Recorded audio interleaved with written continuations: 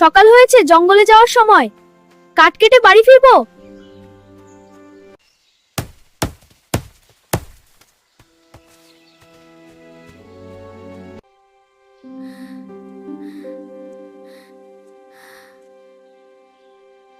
হরু, আমার খুব কষ্ট হচ্ছে।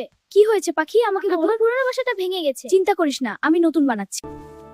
নতুন বাসা, কি মজা! হ্যাঁ, খুব সুন্দর হয়েছে। ধন্যবাদ হরু। আমি বাড়ি যাই। জাদুর উপহার।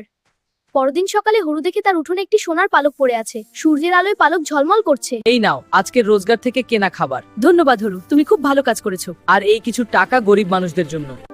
দেখো, সোনার পাখি। এই সোনার পাখি থাম, না, ওকে ছাড়ো। আমার হবে এই পাখি। এই পাখি দাঁড়া। কোথায় গেলি? এখন পথ হারিয়ে ফেললাম। এই জঙ্গল থেকে বের হব কি করে? ওহে সোনার পাখি, আয় রে আয়। ও গানের পাখি, কি মধুর সুর।